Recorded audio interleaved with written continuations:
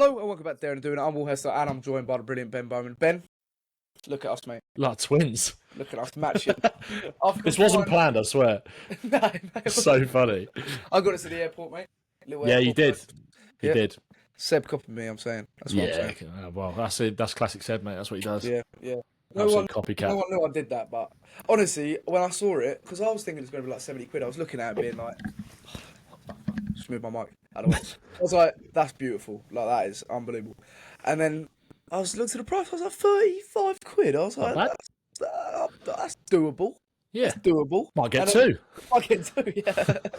And then, I got it. But now I can't fit in it after my holiday. Like, I need a bra. Where'd you go? Where did you go again? I went to Italy. I went to Puglia, I think it's called. Nice. Oh, mate, it was so nice. Like,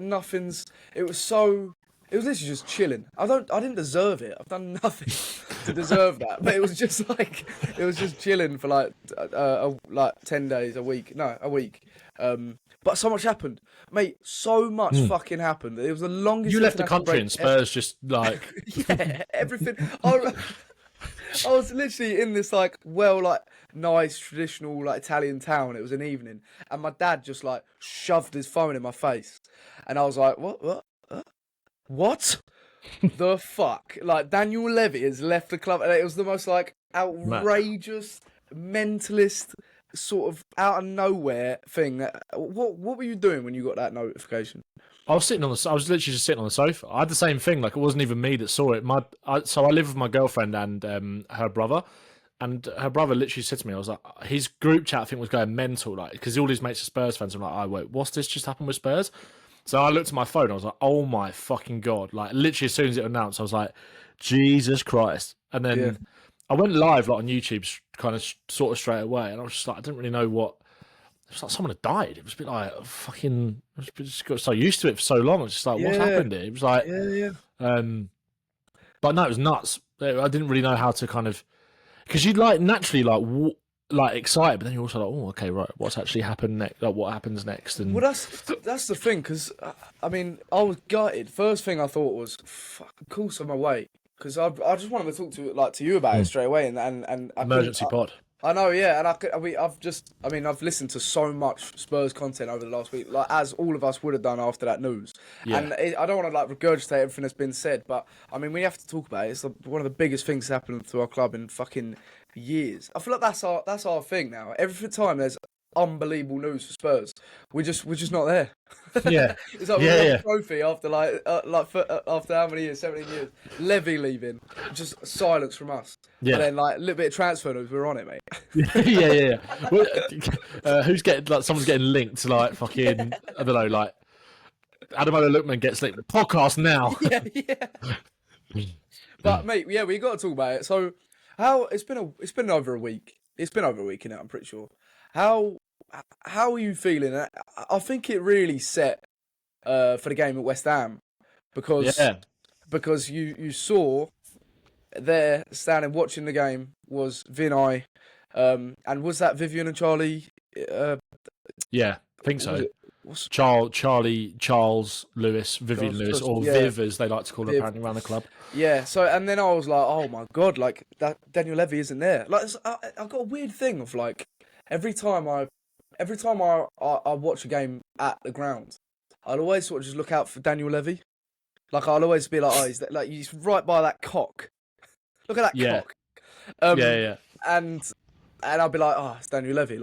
And it just felt like it's weird because at first I was so in celebration of it. I was so over the moon, but then after I was like, well, what happens next? And also, now that I know he's gone, I can. He fucking said this, the mug.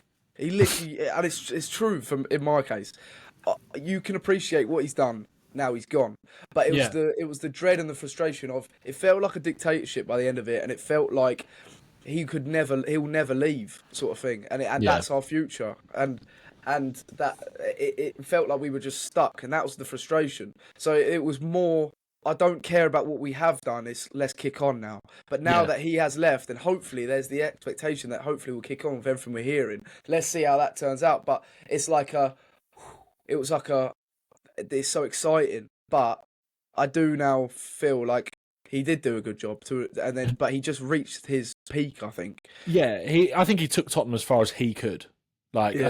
I think it almost became a little bit too big for him, really, and he did an amazing job to kind of get us to that point where we, with the stadium and stuff, put us kind of future-proofed us and hopefully allow us to compete and be sustainable and all these kind of things. But we didn't show anywhere near enough initiative when we were actually in the stadium to get to the level of the other teams, and we were getting left behind. And it became too big for him. And I also think there's so many other things. Like, it's not even just about the money, the lack of, well, not even necessarily lack of spending, but like the kind of investment into the club. It's also about the decision making at the club as well. I think he kind of ruled over everything with an iron fist, so meticulous. It was like he kind of had his closed circle of people. And I almost feel like because he was such a control freak and almost like perfectionist, it meant we were so slow on like absolutely everything. And maybe I think him kind of being moved out of the way just allows us to move in a bit more of a modern and collaborative fashion. I think with a lot of these things to get things done a little bit quicker, so we don't fall behind on certain deals or whatever it is. So I think that kind of fresh approach, fresh voice, and also he's been there for such a long time as well. Like, that fresh voice and approach is probably what's needed. And I do feel good about Venkatesham and kind of the communication so far, that kind of transparency and outlining clearly what we want to do, and maybe just kind of operating in that more modern style where it's just not everything's not just controlled by Levy. I think is a positive as much as any money that comes into the football club as well, because any money that does come in is going to be massively beneficial given the revenue that we already generate. And I think it might just be about moving smarter and moving quicker on certain players and things, being proactive rather than reactive to everything, it kind of seemed. So it definitely feels like they've kind of got their house in order a little bit more. I still wonder whether the long-term future is under ENIC or whether it's about kind of teeing us up for a sale, potentially. Like this whole thing about not for sale, if someone comes in with the right amount of money, they will, I'd imagine they will probably sell. But I think they probably also want to give it a good go. And like they've got to put their money where their mouth is, and you kind of believe it when you see it. But initially, those words are good, and I feel like everything that we've done since that Europa League win, every sort of decision that's been made has been the right one. Like, obviously, we made the balls up of some of the recruitment in the summer, but like we've ended up with a good window. We got rid of a manager that I don't think was going to take us on to the next thing as much as we will love him for what he did, and appointed a really good manager, kind of made internal changes within the football club, showed that bit of ambition to make sure that what happened last season will never happen again in terms of the league and all these kind of things. So, yeah, I think I want to see them put their money where their mouth is, but also I think it's a good start for them. And also I think maybe in these situations, too much change too soon wouldn't be that beneficial. I think let this kind of new, I don't know how long Peter Chanton will be at the football club. Obviously he's a non-exec, so he can kind of control over the financial decisions, but maybe sometimes would someone him coming in, it's about just sort of kind of cleaning and polishing everything almost for you, almost like your house. Like if you're going to sort of sell it, a good man to just steady the ship a little bit. But also Vinay's kind of been there for a while, and I think he's obviously got the backing of the people at the football club, and so it'd be interesting to see what happens. But it's I do think you're right, like what you said at the start. Levy's legacy age is a lot better now. He's actually gone, for sure. And I do think maybe if we do kick on, it will be because of him, for sure. Yeah. But that doesn't mean that he wasn't the right guy to take us to the next step. And I think it just overwhelmed him, and it kind of outgrew him, really. And that became incredibly frustrating to the fan base that just wanted... Why do we move here? Why do we do this? Like, we're not seeing it yet. Yeah. And maybe that kind of more proactive decision-making, and alongside some extra finance with Joe Lewis out the way and the younger generation of the Lewis family that want to make a fist of it. It's got the potential to be really exciting, but we'll see. Yeah, it looks like there's a good succession plan in place. And normally, like every summer and start of the season, there's always like PR about how we're going to be ambitious. But for the first time, it looks like we've actually really tried to back that up in the window, like properly. And then we'll get onto the game against West Ham. But it was like, there's so many ballers at our club that I never thought we'd be able to recruit in one summer. And hopefully we just kick on from there. I like Vinay's interview as well. Like more of that, just more communication. Just make us feel more involved. And obviously he's got a reputation in that. But yeah, Ellis on Twitter said, is Levy leaving going to be the uprising for Spurs? Yes, he's done well with the club as a business and creating one of the best stadiums in the world. But from purely a football perspective, I just want to ask you, mate. Yeah. Will this be a significant change for us? Yes or no? Just instant, like. Yeah, I think so. I hope so.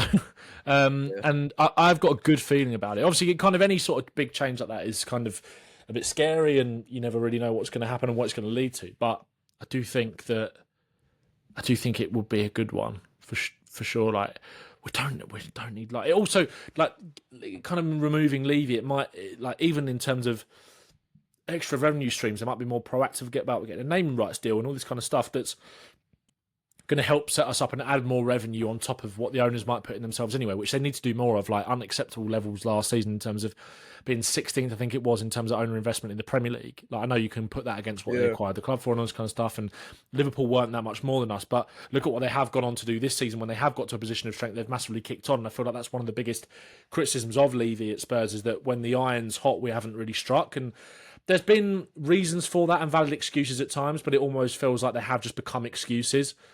And, you know, those owners would have put more money in if they wanted to help us kind of get through that transitional period from Wembley to the new stadium where we didn't buy any players and all that kind of stuff. Yes, of course, it was incredibly expensive to finance that stadium.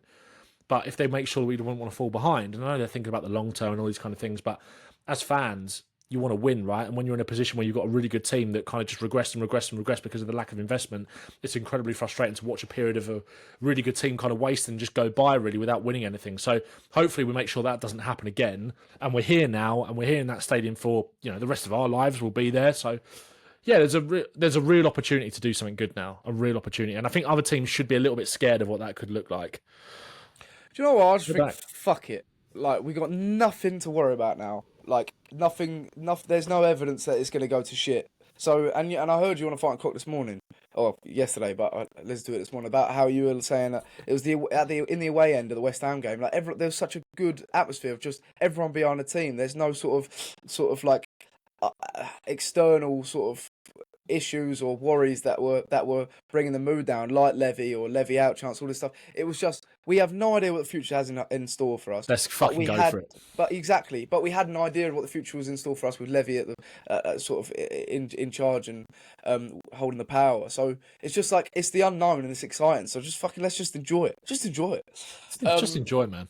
Before we get onto the West Ham game, because we will get onto it, because it's such a good, like, fucking unreal dopamine injection after such long, like, footballing or lack of footballing couple of weeks. But Ange going to Forest, like, I feel like we need to talk about that as well, because because did that surprise you when that all happened? Because I knew it was inevitable. Nuno was getting sacked. That was inevitable. Yeah, but Ange going there. It didn't surprise me with Mr. Marinakis. No. It didn't really. Like, as soon as his name kind of got chucked in the ring, I was a bit like, yeah, he'll be him. Like, that kind of the Greek connection, and they obviously know each other and all that kind of stuff. It's a one hell of a style shift from Nuno to Ange, but like Ange said after the Arsenal game, didn't he? He was like, it's going to take me a while to kind of implement my style, and obviously he's coming into the season rather than kind of having a pre-season with those players. So it'd be interesting to see how he actually goes about it. But I mean, they were dreadful on Saturday. I was actually really fucking annoyed when he went there. Because I was like, it's such an awful decision from him. Like, personally, I love how he's got that. He's always, his whole career has been about proving people wrong, innit? And he want to prove people wrong again in the English league. But I just thought, go to wait it out, enjoy a little bit of time, and then go to like a giant in a European league where you're gonna win the league. Like Ajax, for example, that's like off the top of my head. And just keep building your footballing legacy, so when you look back, you'll be like, look at this. Don't go back to the Prem when the media already fucking hates you and it's already, like, knows your faults, knows your weaknesses, and knows how to get to you. Knows how to spark a reaction, provoke you. And like, even in this first press conference and after the Arsenal game, they're already poking the bear. Do you know what I mean? Yeah. And it's like how quick does he fucking switch again? And he gets... I watched that. I don't know why I did this, but I watched his interview. You remember when we lost to Chelsea and he was giving it to the Spurs fans? Like, I don't know what, I love Postecoglou. I love him so much. What he brought that trophy to us, and it was unbelievable. But I watched that interview again, and he was like, mate, I forgot how feisty it got between him and the English media. It's like, why are you coming back into that? When he was like, what the fuck are you talking about, mate? What are we talking about, mate? He almost dropped the F-bomb as well when he was like, we just scored a great goal. But I watched that and I was like, I just don't see it ending well for him. But will you be rooting for him? I fucking hate Forest. I won't be, I'll be honest. I do. I think the Spurs Forest thing will fizzle out to an extent. Like I do think it will, but I wish he'd gone somewhere else. If he'd gone somewhere else, like if he'd gone to Palace, for example, after if Glasner left, like I would have been like, you know what, yeah, go on, like But yeah, I don't like Forest. I don't like Marinakis. I like Elliot Anderson though. I can forgive you, Marinakis. Just give him, please. Gibbs White don't look like he want to be there, does he? Nah. He made a bad decision. Didn't he? He's knows. watching Frank's Lily Whites, mate. He's watching us beat West Ham away from home, thinking, yeah.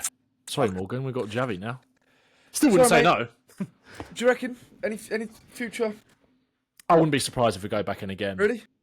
Someone made a good point. I was chatting to someone in the pub before the West Ham game on Saturday, and someone I don't want to talk about. I'm going to talk about it. I don't want to talk like this, but someone made a good point. It was like Madison might not play another game for us ever. Hey, he's only got 1 year left in his contract in the summer. I didn't realise that. Okay. Well, let's get on to the West Ham I don't know. But so I was like, maybe they do sell, maybe and go for someone else. But I'm not saying I want that. By the way, I really like James Maddison, but who knows? What I was thinking is obviously Xavi Simons coming in. We don't know if Kulusevski's going to be preferred on the right or the attack or the 10. Like we again, it looks like we have a succession plan in case that is the case. Like I really fucking hope it's not, and I hope he comes back and he's back to the like Maddison that we love. But Bergvall, like in an advanced position, I feel like give him time and he'll make that his own. Like he's such a complete midfielder, and we're gonna get into Bergvall. Let's just jump straight in because it was such an unbelievable win. It actually started for me personally. It started off a 2-day bender. I was watching the game and I went with my brother-in-law who's a West Ham fan, and I went to the pub, and it was pretty much all West Ham fans, and I was like, for fuck's sake. Oh, mate. And I was celebrating, but I went to the bar, and this guy was next to me, and it was Souček got sent off as I was waiting for my pint to be poured out, and he grabbed me, and he was like, oh fuck, like that, and I was like, oh, and then we scored like straight after, and so I like put my hand in the air and I was like, yes, like Bergvall, unbelievable goal, and then he was like, you look like a fucking Spurs fan. And I was like... What gave it away? Yeah. The fact I celebrated the goal, or... Yeah. No, but I was like... They're not the brightest, them lot, are they? No, well, I was like, yeah. I was like, who do you support? No, he was like, I was like, yeah, and he was like, I'm going to do your fucking head in, you cunt. Take your fucking head off. And I was like, who do you support? And he was like, Man United. You what? I was like, what? I just started laughing. I was like, mate, I'm in a pub full of all these West Ham fans. This guy's like started saying he's gonna fucking bring my head into that. I was like, mate, I know you're miserable. I know you fucking hate. Don't take it out on me. You might even play this weekend by this point. Yeah, I know. Yeah. Can't be that bad, can it? Club tomorrow, mate. I'm sure they'll do all right. Yeah, back in the hub the next day. Who do you support? Man United. I'm going to do your fucking head in. It was the most like as biggest curveball ever because I was like, oh fuck, like this West Ham fan. He's like, West Ham. It's the ICF. Man United. I was like, what the fuck? But yeah, it was such a good win. It should have been 4-0, and in my head that decision that's still a goal. We won. You know when Mourinho? What was it? A Chelsea game or was it another game where Mourinho was managing where he was like, they drew or something. And he came into the post-match interview, was like, yeah, really good win today, obviously.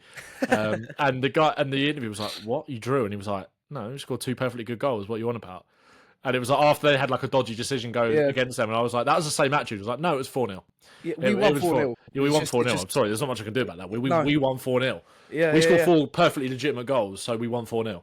Yeah, no, and that's the thing. It's like I'm so happy that didn't impact the result because it was the biggest fucking it was the worst decision I've seen in years. I think like how soft it was, but it didn't affect it, and we can all just agree that counted. Obviously it didn't, and the frustrating thing is we would be level on like goal difference with Arsenal if that did count. And it's just annoying, and for Romero as well. But what were you most impressed about watching the game live, and then you watched it back as well, didn't you, for your breakdown? What was your sort of key takeaways that you just thought? I thought it was a good professional kind of performance, really. No frills. I thought Xavi Simons' debut was promising and exciting, and I think if that's his kind of floor and that's his base, then I think we've got a lot to be excited about, because I think you could kind of see the quality there. Maybe it just wasn't quite, maybe the cohesion with his teammates at times, and some of the little things, like when he had that really good run into the centre of the pitch, tried to play the 1-2 with Bergvall, and then Bergvall wasn't quite on the same wavelength, and then the one where he just expected Spence to be there, that little reverse pass, and he just wasn't there. Those kind of things, but you can see his quality. It's that was really exciting. I thought Romero was the best player on the pitch, like on the ball, just a joke. I do think we maybe are a little bit too reliant on him in build-up in terms of those line-breaking passes, which is a point that's kind of been exhausted, obviously, the last couple of days with the whole Paulinho discourse, and I'm sure we'll get into that, but I thought he was amazing on the ball. It was on the pass in the first half to just open things up, and then the assist for Bergvall's goal. Bergvall just always consistently impressed by, like, the hunger, the desire, the bravery, and everything he does at 19 years old. First Prem goal for us, which is, Yeah, that really surprised me. But he's also played 50 games for Spurs now as well. To have 50 games under his belt already. I know we obviously talk about managing young players and their minutes and whatever, but it's a testament again to his kind of quality. Papsar, again, just like, that bloke needs better. I said this on the Fighting Cock yesterday, but get him a better PR agent, because why is nobody talking about him? It's in terms of all action midfielders, like, what more could you want? Don't get me wrong, it wasn't perfect. I also thought Kudus was outstanding. Like, I think that in that kind of, the West Ham fans, every single thing that he did, they were on him and whatever.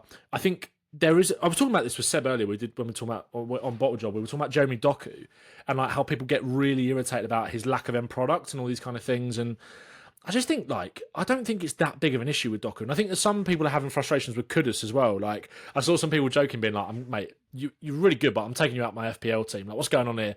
Like, I saw a few, like, rival fans kind of saying things like that. I was like, the amount of pressure Kudus allows us to put on opposition, his ability to kind of go either way when he faces a man up, he's so unpredictable, and he just goes over and over and over again. Maybe we could get him a little bit more centrally to kind of impact the game and get shots off and use that ability to run through the centre of the pitch and create. But I also think having him quite high and wide means that Xavi can kind of come in centrally off the left a little bit just for that balance. So yeah, I thought Kudus' performance kind of went under the radar a little bit, and you could tell how desperate he was to score. That was an unbelievable save from Hermansen at the end, by the way. After all the shit, like how shit he's been the first few games, like to save that from point blank range, I was like, fairs. But I was like, he was loving it, Kudus, as well. There was a few times where he'd come over to take corners right in front of us in the away end. He was like, everyone, because we were all loving it, like proper gassing him up.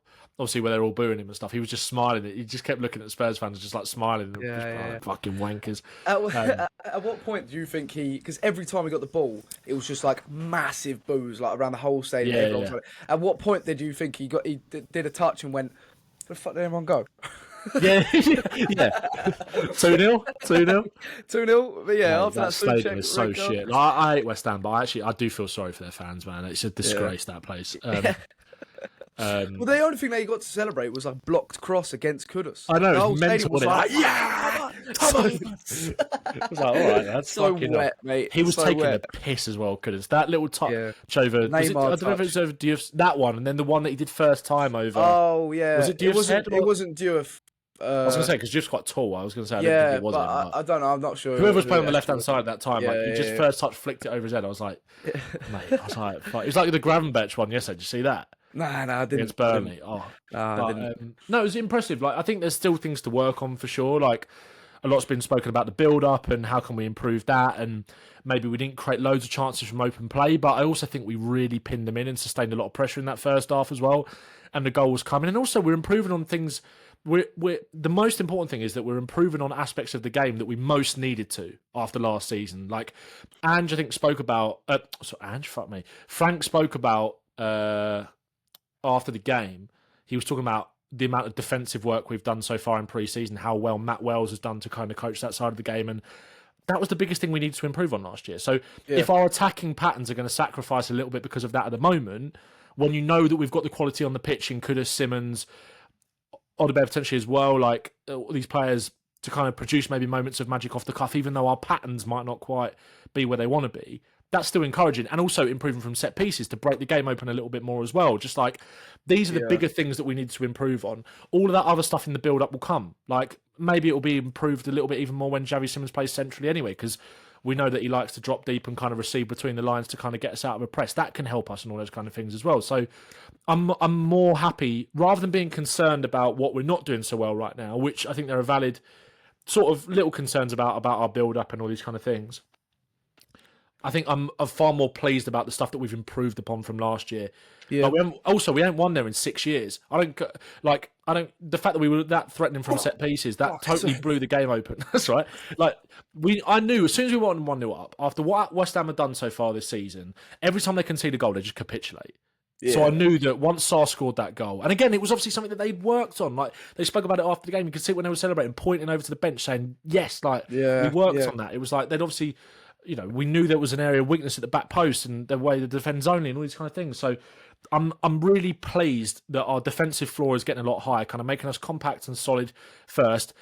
The frills aren't there yet in terms of like we're not cutting teams open and creating loads of chances, but there's enough quality on the bench, on the pitch, and also on the bench as well in terms of the depth now to make things happen to open games up. So I'm not massively worried, and I'm really pleased about what we've seen so far. Just a very satisfying win, I think, Saturday. Yeah, 3-0 away from home and get in in a proper. Especially considering we haven't won there for 6 years. Yeah, I didn't even realise that. It's like, do you know what? We're so early days. Like, I feel like we're looking at our squad and it's actually taking shape, and we're looking at a manager that is very good game to game, like tactically and being flexible. Barring the Bournemouth game, which I think Frank would have taken a lot of learning sort of lessons from that away from that game. Like, you can't play Bentancur or Paulinho. There's no sort of creativity or in that you need that balance, and Bergvall coming in, he came off the bench and made a difference against Bournemouth, but him like starting like further forward and stuff, you can see like that is an example of him learning from the Bournemouth game, and he's there's gonna be games where there's gonna be lessons that we take away, and still got such a young team, but we're starting to see more of a blend with real experience, real quality with like Kudus and Simons. And the thing with Simons is, like, it was his debut. It was so surreal seeing him play for us, and in the interview after, it was such a surreal feeling. That tweet was like the aura is off the charts. I was like, yeah, when he's lined up and he's like smiling, it's like, oh mate, he's such a global superstar, and he's just signed for Spurs. It's fucking ridiculous. Seeing what did you make of his debut? What did you think about his debut? I mean, I didn't. I thought people were maybe expecting too much of him. I was a little bit worried that people were putting too much hype on him because he's such an exciting player. And it was exactly what I expected of him. He's adapting to a new such a different league to anything he's ever experienced before. He's still young, but he just had that sort of, he just oozes class and he just oozes quality, and it's the start of something. And I mean, he's beaten the 007 memes already with an assist, and he'll thrive off the fact that we rely on set pieces as well. He'll thrive off all that. He didn't really have a target man to sort of play off of up front, and I do want to talk about Tell, but not too harshly on him. But yeah, I loved it, and it's been a long time coming since we've seen a player that just gets our bums off seats, and we've got 3 of them now in that front line until players come back from injury. I don't know what the future holds, because again, Simons is playing off the left, but we've got 3 players now: Bergvall, Kudus, and Simons, and they'll be on the thumbnail because I made the thumbnail before doing the pod, and it's like, and they all get your bums off seats. They're all Tottenham players, and it's like, I can't wait for this season. That's the thing.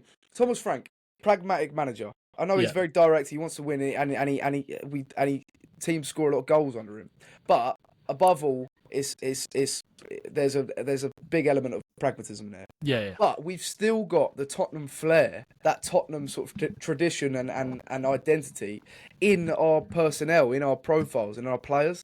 So you got Bergvall, you got Simons, and you got Kudus. Even if we go to like the Etihad, say, and we're defending for our lives, we're still going to have moments of excitement and attacking quality and flair and link up play and like everything that we associate and love about Tottenham. We're still going to have that. It's such a nice blend that we're seeing, and it's only the beginning, so it's really exciting. And that does lead me on to Bergvall and the camp, because I've said before, like, there was an element of me in pre-season where like the midfielders were about the winning the duels. The main sort of essence of the Frank midfield was win your duels, win the ball, and they're kind of getting, especially where there isn't that progressive passer in midfield, they're kind of getting bypassed over. And I was worried that Bergvall, he needs that sort of, he needs time on the ball. He runs a defence. He needs to like earn that, not earn, but get that confidence as the game goes on.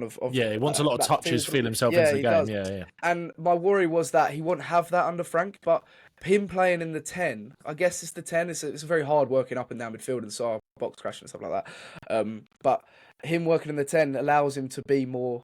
Like that was Dele Alli-esque, and he's such a complete midfielder. I think he could be, if they focused on a specific position, which they haven't so far, and I don't even think they need to. But he could play 6, 8, 10, and he could be like a Bellingham type, a presence in the box, like that goal where he just broke the line with a run, like, and Romero picks him out and he just looks. The header was so good. It's like that physicality, that getting into the box. He's such a presence, and like he'll only fill out more. He'll only get more physical, and streetwise, and like a timing of his runs into the box. He'll be more of an actual attacking threat, I think. Yeah. And I think that 10. I mean, it's a squad game, isn't it? It's about depth, and I mean, we have a lot of 8s in the team. He can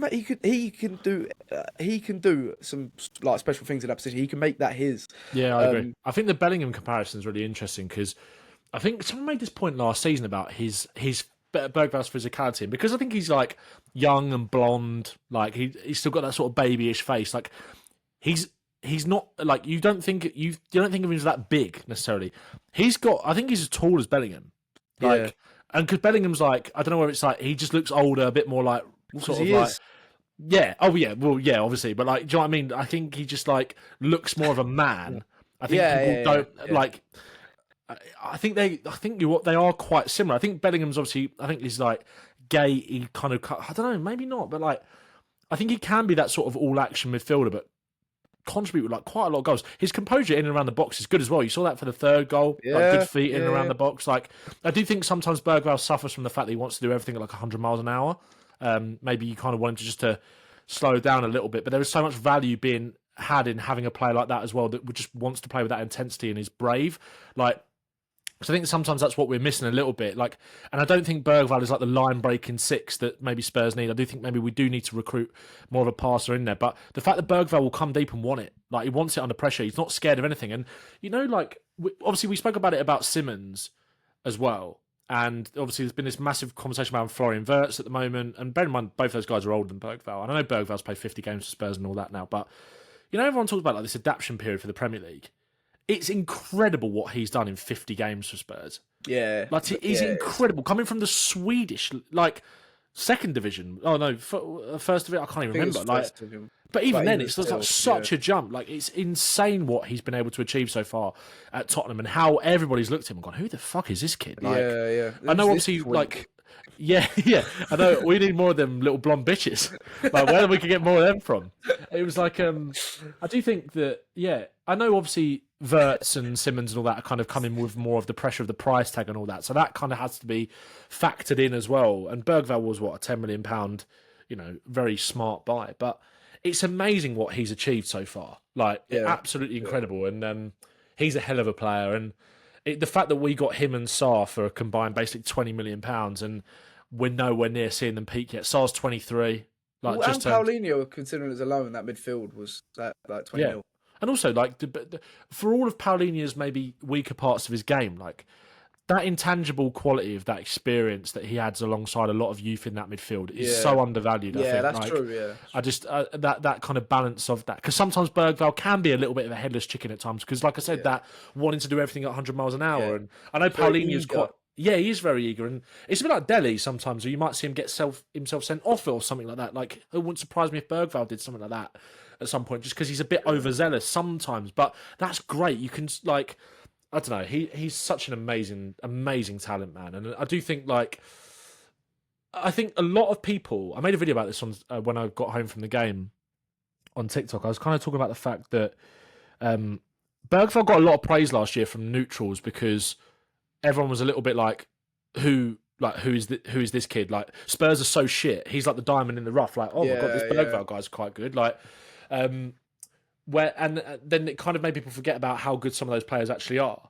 Whereas now, Bergvall is arguably performing better in a better structure under a manager that's getting as much, if not more, out of him when everybody else is playing well as well. And he's showing that he's not just overperforming because he's the kid that's brave and is exciting in a team that's gone to shit. Do you know what I mean? Like, he's part of something now that's got more of a structure, that's going in the right direction, and he's a big part of that rather than just being the young, exciting kid that looks better because everyone else around him is just really underperforming. Does that make sense? Yeah, 100%. Yeah, mate. The thing is, with Sarr as well, I'm running out of like superlatives for Sarr. He's just so good. But he'll go right to the very top. He will go right to the very top, right to the very top. But he, like, I don't want to get into the Paulinho discussion. Like, I don't think it's needed right now.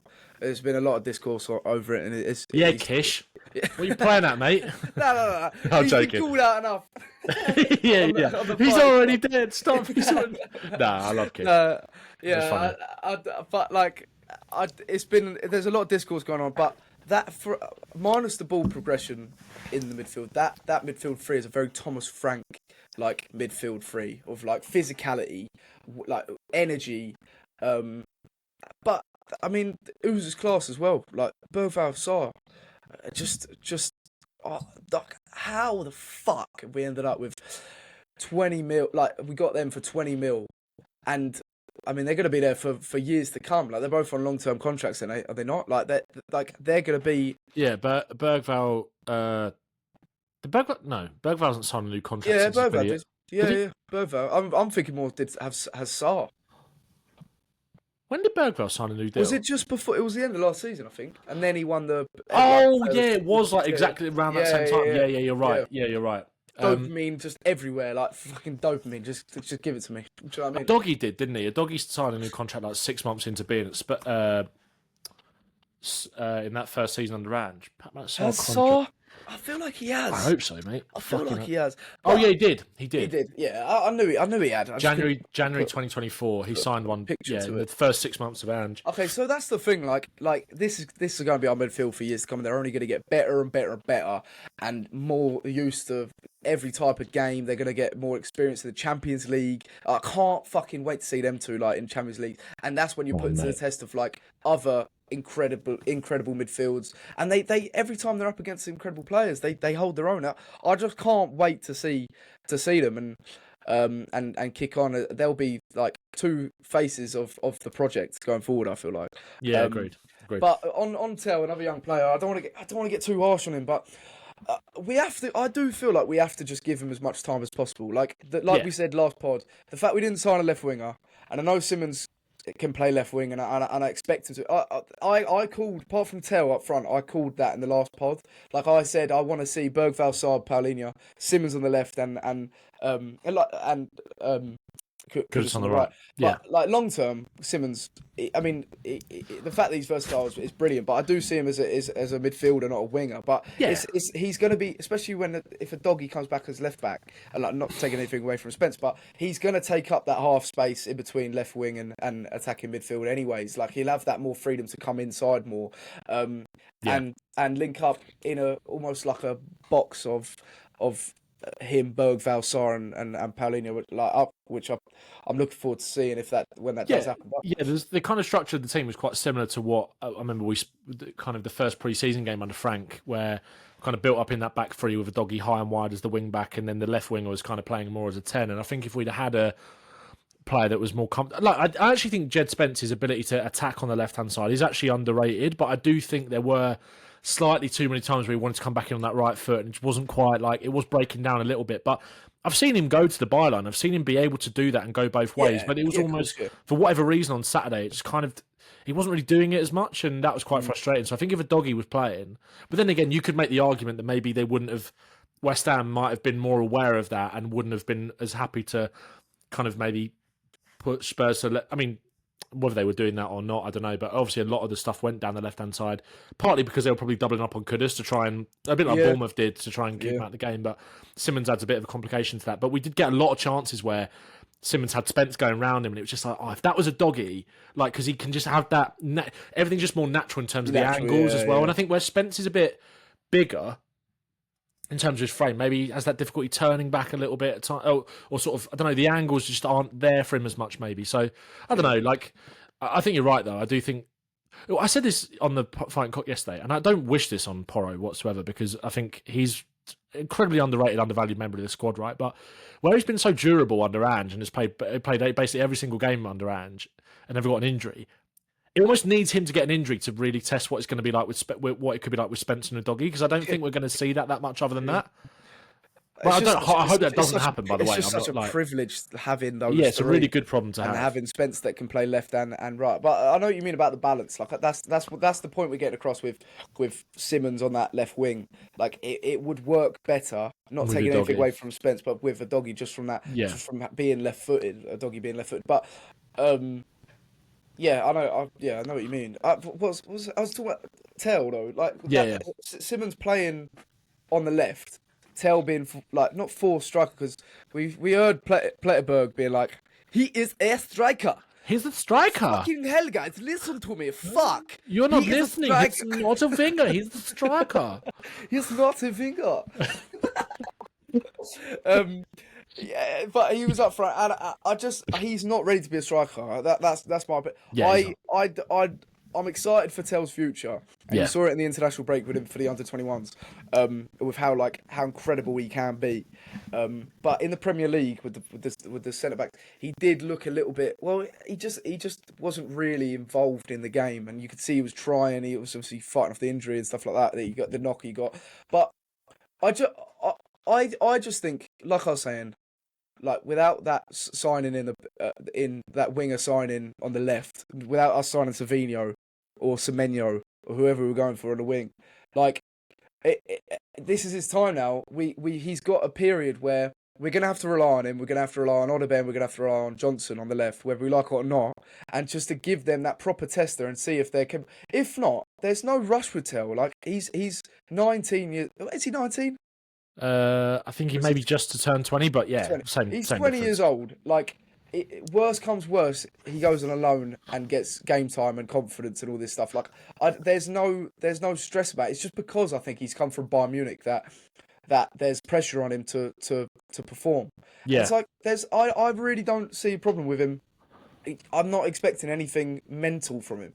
Yeah, and him up front, I felt a bit bad for him. Like, I don't know. What were your thoughts on it? I agree. I don't think he was actually that bad in the game. I don't think he was great. I don't think he was super effective. I thought his hold-up play at times was quite decent in terms of the way he'd drop and kind of bounce it off his chest. And there was a few times where Kudus kind of picked up the bits and we could then attack from there, go from right to left. And I think it was more from an attacking point of view. Like the amount of sustained pressure we had in that first half from set pieces and then the second phases of those set pieces where, because we were putting the keeper under so much pressure a lot of the time, they'd often punch it out and we'd always win the second ball and then put another cross in, or we'd play it out to Kudus who'd go 1v1. And the amount of good opportunities we had to get the ball in the box in that first half, that's where you're thinking, if only Richarlison was that little bit maybe sharper, because he's obviously come back from South America.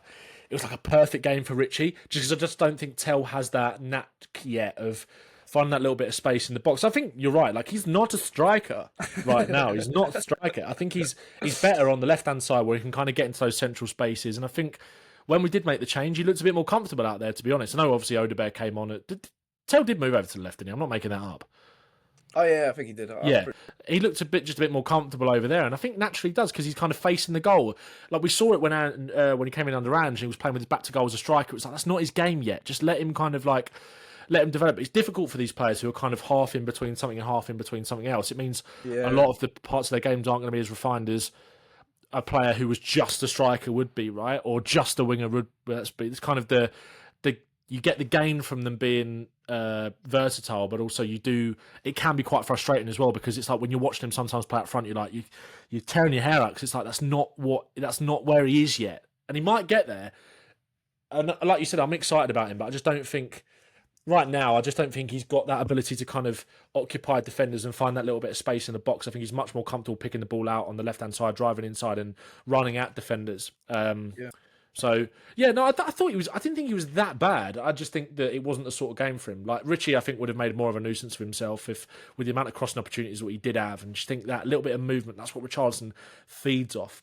Is it a bit weird we didn't see Kyle Moani? Do you think that? Well, that's what I was going to say. Yeah, I think so. But Just want to see him. We're 3-0 up. Just get him on. I think at home against Villarreal, like that's a good, maybe a good. I mean, Probably, Champions League experience. Yeah. But I mean, I don't even think he'll start. I think Richie will start. But I think you're right. I think Richie will start 100%. I mean, possibly play off the left, but I feel like Odebear might start. I don't know. We'll get into. Can I just show you this picture before? Actually, I'll wait until we move on to Champions League. Yeah, no worries, mate. But I don't think there's any rush with him. My worry is that it might end up like Archie Gray when you look at, like, he played up front. Simons was, when people were expecting him to play as a 10, he's moved to the left, and it's like you're thinking Solanke, Richarlison, and Kolo Muani.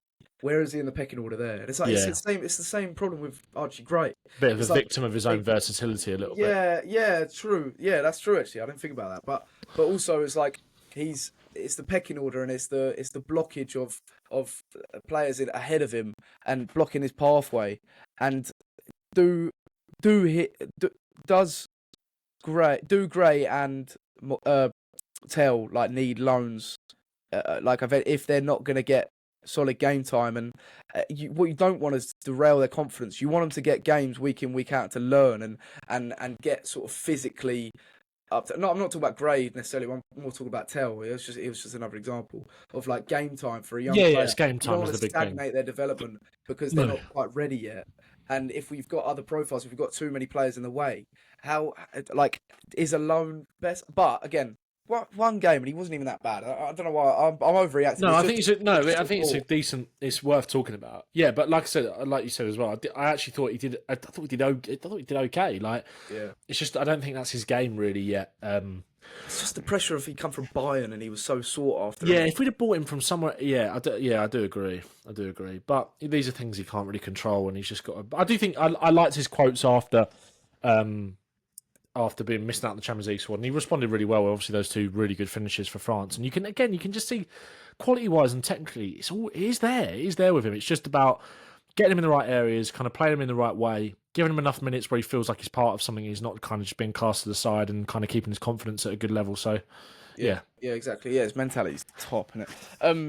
Van der Ven and Romero. This could be their best season yet, but also like. The year they get the credibility that they deserve from the mainstream media, because I mean, it's annoying. We conceded 1 goal in the Premier League season in 4 games, which is fucking unbelievable, and it hasn't been talked about enough in the mainstream at all. But it's just frustrating that the 1 goal we conceded cost us 3 points, which is like that's not even that. That's really rare. Like if you're going to concede a goal and to lose 3 points because of that 1 goal you conceded, it's frustrating, but. They're scoring goals as well, especially with the detail going into set pieces, long throws, and like they're gonna get on the score sheet a lot more. Do you think the sort of? I mean, you think about Arsenal. It's so annoying because they're such a defensive team. They get all the credibility and for their partnership with Gabriel and Saliba partnership and all this stuff. Do you think that will come for us? What in terms of the praise? Yeah, and just like recognition, because I feel like they just don't as much. I think it will come when. I think it will come this season more so because I do think Spurs will be better defensively, and naturally they're going to get more praise because of that, right?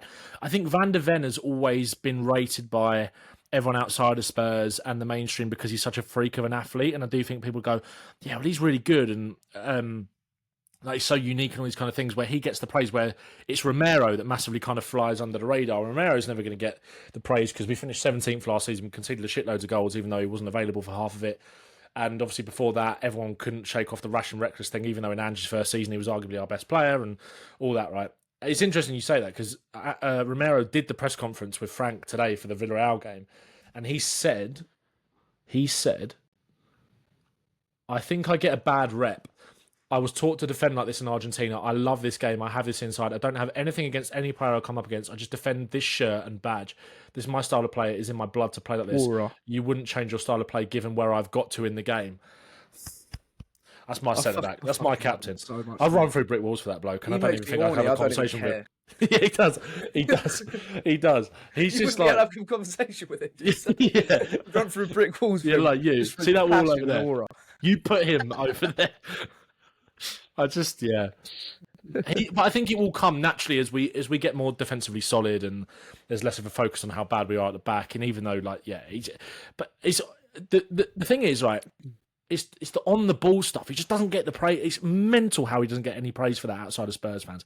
He's insanely good on the ball. Yeah, insanely good. Like, and I love how he orchestrates out from the back as well. You can see he's so like leads in everything that he does when he's on the ball. He's always telling players where to go. Like, come and show me. He's not passive. He's like, I mean, he's aggressive in everything that he does anyway, right? And obviously, so is Van de Ven. Some of Van de Ven's recovery challenges on Saturday, by the way, joke. yeah. But like, he's telling it. He's orchestrating everything. He sees everything. And I know, obviously, you're playing at centre back. Everything's in front of you, right? But it's just, I don't know. I love the way that he plays the game at his pace. Can put his foot on the ball and kind of just move and manipulate space, and then just fire the pass in. Like, he's just so underrated. There was one where I was like so unlucky that it didn't come off. It was the bit where in the first half where West Ham was squeezed up a little bit higher and Simons had got into the central kind of pocket and Romero tried to find him, but Bowen just got there. And it was when Bergvall then did that amazing tackle and then went through three of their players and popped it off to Sarr, and then we got it to Simons anyway, and then he could drive. It was a screenshot I used in my YouTube thumbnail yesterday. It was just like so close to just finding him, and Simons would have been away and driving. It was like, that's what we want to do with Simons, just find him in that little pocket of space. But yeah, Romero, I think they'll get the credit more so this season because we'll be more defensively solid. Like I think that's what it will be. It'll be as simple as that. Whether he gets the credit for the on the ball stuff or not, I don't know, but he should do because I don't think there's many better in the league than him.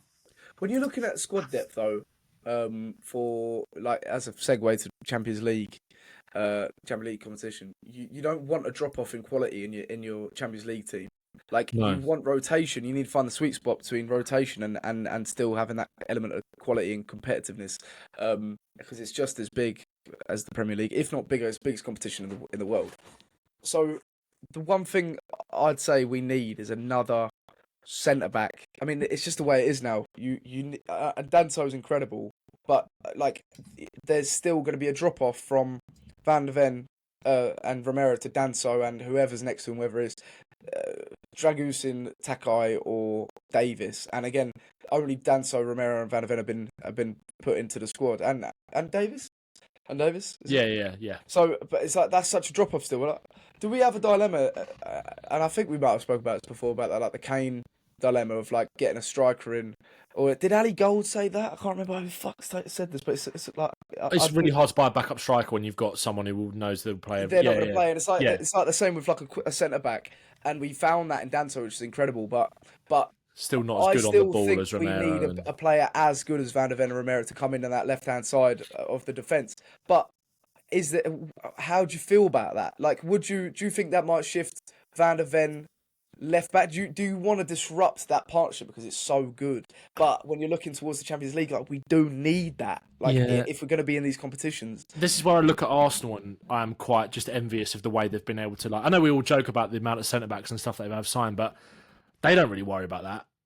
Do you know what I mean? They've got 3 left-footed centre-backs. Yeah, and they've got, look how good Mosquera is. Yeah. Like, they've got Mosquera, Hincapié, Timber. I mean, Timber's their starting right back, but like, their main centre-back partnership is still Saliba and Gabriel, and they've not really rocked the boat in that aspect, despite bringing in the depth that they have got. Maybe that's why it would make more sense to bring in someone who could play centre-back and at full-back, so they can still add a good value to the squad and show their quality in other ways rather than just being the cover. But, when they do come in for Romero, if he's injured or you want to rest him, there's not that much of a drop-off. Like, look at Arsenal's defence. If Saliba and Gabriel get injured, there's not that much of a drop-off now to Mosquera and Hincapié, really. Like, there obviously is, because Saliba and Gabriel are really good, but I want to kind of create that same sort of thing.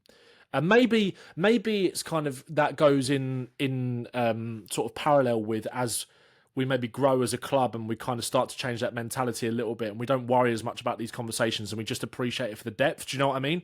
As we start to act in maybe a more serious way, maybe we as fans become a little bit more comfortable with that and go, yeah, no, it's just really good competition. I know we get attached to Romero and Van de Ven. I love them so much. Like, it's our Toby and Jan. It's the same sort of thing. It's like we do really get attached to a centre-back partnership, I think. And Arsenal fans will be the same with Saliba and Gabriel. And if if there's a game tomorrow and they're both fit, of course they play, right? But maybe if we start to see Spurs become a bit more ambitious and the mentality of the club changes and that kind of has that ripple effect on the fan base, then I don't think we'll be as uncomfortable with it, if you get what I mean. Yeah, I know what you mean, yeah. But that left centre-back, that centre-back that can play left-back kind of is Van de Ven as well. Like, I feel like he'd be as good as left-back, and he does I do want to see that at some point. And it fits the whole sort of like elbow back four that Frank was looking at in pre-season. Push Porro on a bit more. Yeah, exactly. And you get another creator on the right-hand side, and then Kudus can maybe push into the middle and stuff like that. That does excite me, that idea, but it's like, do you break that partnership up at the back and a doggy? It's just good problems to have, but I feel like it needs to happen. But you excited for the Champions League? You're going on Tuesday. You excited? We belong in that competition. Do you know what I mean? And 100%, mate. And we've showed in the Super Cup final, like, we are gonna try and compete. We're here to compete, mate. I know PSG didn't have a pre-season game and stuff like that, but we were missing players as well. Do you know what I mean? Yeah. We've showed that passion and that level of quality that we're there, we belong there, sort of thing. Dark horses. Who were you saying that before we start recording that said that we were dark horses? Darren Fletcher, the TNT commentator. Dark horses for Champions League? I don't know. It's not too much pressure on it. Yeah, exactly. So one game at a time. What do you think for tomorrow, though? For like, how excited are you? And man, I'm buzzing. I'm buzzing for it. Champions League nights are special. It's really good to be back in there. That's such a footballer then, didn't I? I was like, obviously. You went to Harry Kane as well. Yeah, it did. Yeah, it's obviously Europe's elite competition is where we belong. But I'm buzzing. They feel special at that ground. I'm doing it again. I'm speaking in cliches. I'm looking forward to the game. No easy games, you know what I mean? No easy games. Yeah, no easy games. So I can't take these teams for granted, obviously. I'm intrigued to see what team he's going to put out. Because obviously by the way, I've just decided that I'm just going to call him Xavi. Is that all right with you? Yeah. Sounds better as well. That's more aura. Adds to the aura. I think he obviously took Xavi off with like 20 minutes to go. Obviously managing him, but I do want to see him start tomorrow. Like, imagine this is what I was going to say to you. Right, I saw this picture.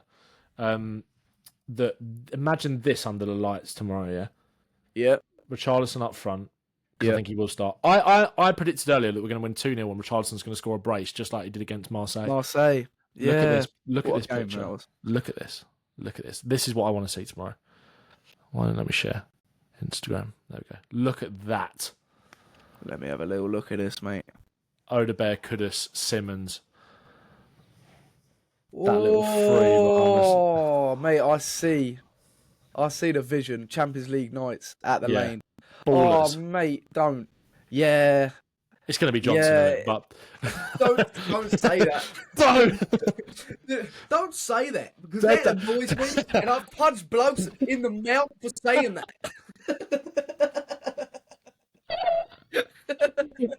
That video cracks me up every time. I love that. Don't say that. I don't know who that is. He's like some Australian politician. I don't know who's good. Like, it's so funny though. Don't say that. Mate, that's spot on as well.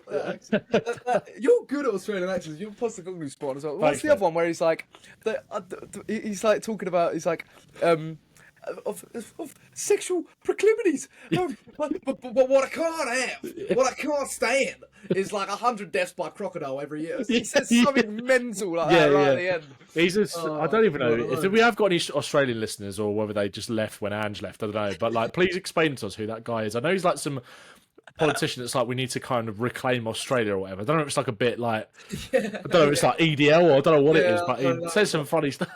Oh my sexual proclivities. But I can't have. It's so good. It reminds me, do you remember that video from ages ago where it's that guy, where he's talking about the dog and he's like, bounding over. It's so good. That's what I thought. It was like the same bloke. Same guy. He's just got on some like mad political run from that video. Bro's on a generational run right now. But no, I would like to see that. Imagine that, and we've just vibes FC. Yeah, no, that I mean, it's Tottenham, innit? Like, that's what we're known for.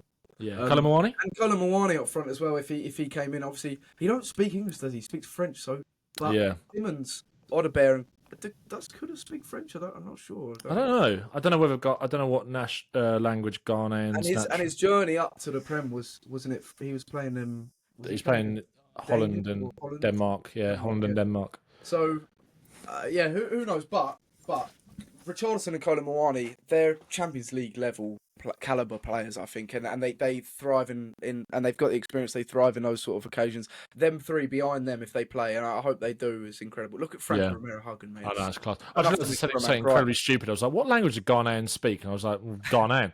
But they mainly speak, like, a lot of them speak English. And to be fair, Kudus does speak quite good English. I'm pretty sure. I've heard him like.